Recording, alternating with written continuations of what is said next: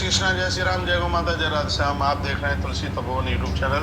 तो मैं इस वीडियो में कुछ चर्चा कर रहा हूँ और बात यह है कि माताओं को चूड़ियाँ क्यों पहननी चाहिए, कैसे रंग की पहने, कौन सी पहने, क्यों पहने। आचार्य जी, इसका भी बड़ा अद्भुत हमारे ग्रंथों में वर्णन है। हमारे ग्रंथों में हर चीज का एक महत्व है। चूड़ियाँ पति को आकर्षित करती है। चूड़ियाँ नारी का एक बहुत बड़ा श्रृंगार है। एक मैं श्रृंगार शतक का श्लोक बोल रहा हूँ इसके लिए। उसमें लिखा है, एता स्खलित तुल संगीत में खलोत्था झंकार नूपुर पराजितराज हंसा कुर्वंत कस्य मनो विवशम तरुण्यो मित्रस्म मुग्धा हरिसन रसो कटाक्ष। आंख में लगा हुआ काजल, कमर में करदनी, हाथ में चूड़ी जिस नारी को है, ऐसा कौन पति है जो अपनी पत्नी के प्रति आकर्षित है। और नारी के श्रृंगार के लिए बताया गया है कि नारी के पास जो श्रृंगार होता है वो अपने पति के लिए ही होता है। नारी के पास इतनी ऊर्जा होती है, उसके पास इतनी शक्ति होती है, जो इस तरीके से जीवन जीती है कि उसका पति जरूर भटक नहीं सकता। तो उसमें अपने पति को आकर्षित करने में एक चूड़ी का भी बड़ा योगदान है। और चूड़ी में से एक ऊर्जा मिलती है। नारी को भजन साधना पूजा पाठ इन सब में ऊर्जा तो मिलती है, तो ऊर्जा को जो संयमित बना करके रखती है, ये देन चूड़ी की है।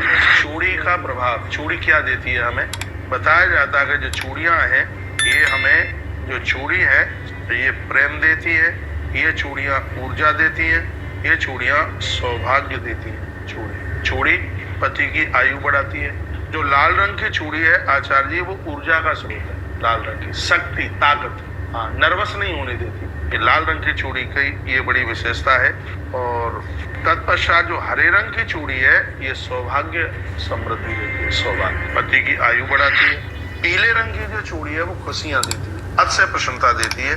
और बताया जाता है कि जो नारंगी रंग की जो चूड़ी है, ये पति को सफलता देती है। जिसका पति बार बार असफल हो रहा है, काम मिल नहीं रहा है, नौकरी में भी तरक्की हो नहीं रही है, व्यापार भी चल नहीं रहा है, और मैं तो बिना प्रमाण की कोई बात नहीं करता, यदि मातृशक्ति नारंगी रंग की चूड़ी पहन करके भगवान की पूजा करे, उसके पति को सफलता मिले। पीले रंग की चूड़ियों के द्वारा घर में खुशियां चल करके आती है। पीले रंग की चूड़ी की इतनी बड़ी महिमा है। जो नारी बिल्कुल खामोश हो रही है, ऐसा लग रहा है कि शरीर काम नहीं करता, अरे क्या करना है, यानी आलस्य हो गया है, बिल्कुल काम करने का मन ही नहीं हो रहा है, उसके लिए लाल रंग की जो चूड़ियाँ आचार्य वो ऊर्जा प्रदान करती है। और मैं कहूँगा जितने भी धार्मिक कार्य होते हैं, बच्चों के जन्म को तत्पश्चात में और भी मांगलिक कार्यों में विशेष रूप से हरी चूड़ियों को लिया गया। हरी चूड़ी ये सौभाग्य देती है, सुहाग की आयु बढ़ाती है। इसलिए मैंने पिछली वीडियो में डाला है कि सावन का महीना है,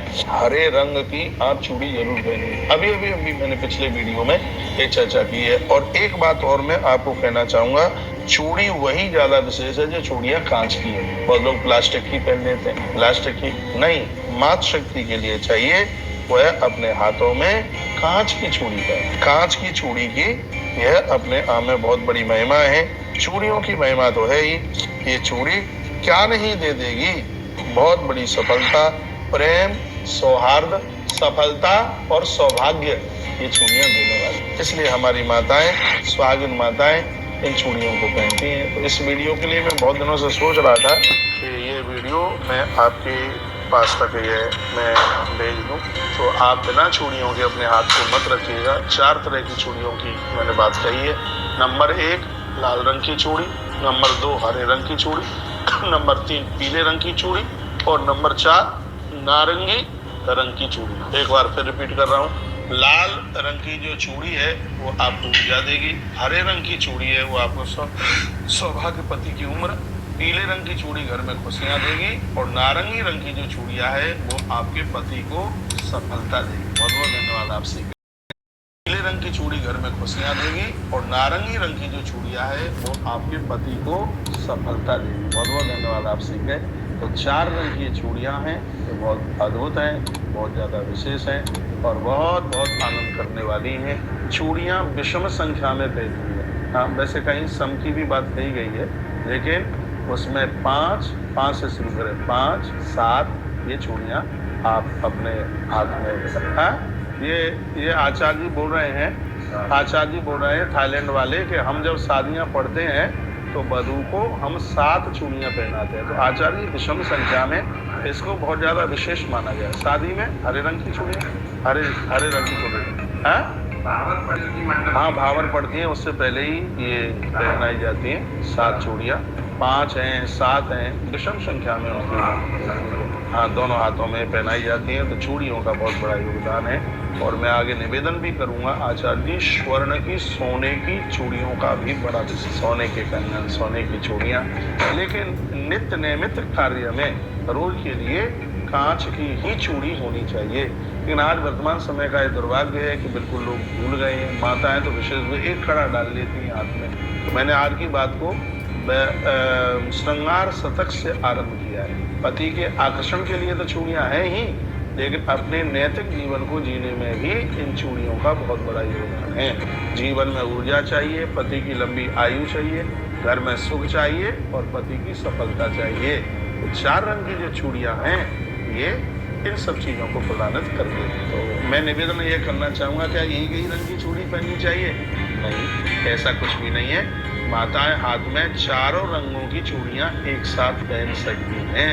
यह भी वर्णन है इसमें, 4 रंग की चूड़ियां अपने इसमें। हाँ, लेकिन जब कोई विशेष ऐसे मांगलिक कार्य, जैसे बच्चों का जन्म हुआ, उसके बाद शुद्धि जब देखी जाती है तब हरे रंग की चूड़ी पहनी जाती है। और जब विवाह के समय पर है तब भी हरे रंग की ही चूड़ी पहनी जाती है। और श्रावण के पूजा पाठ में, अनुष्ठान में, उस समय भी मातृ शक्ति अपने पति की लंबी उम्र के लिए हरे रंग की चूड़ी और कुछ हाँ, तो मैं तो बोल रहा हूँ ना, पति की आयु के लिए हरे रंग की चूड़ी है। तो करवा चौथ पति की आयु के लिए ही तो है। करवा चौथ का जो व्रत है वो पति की आयु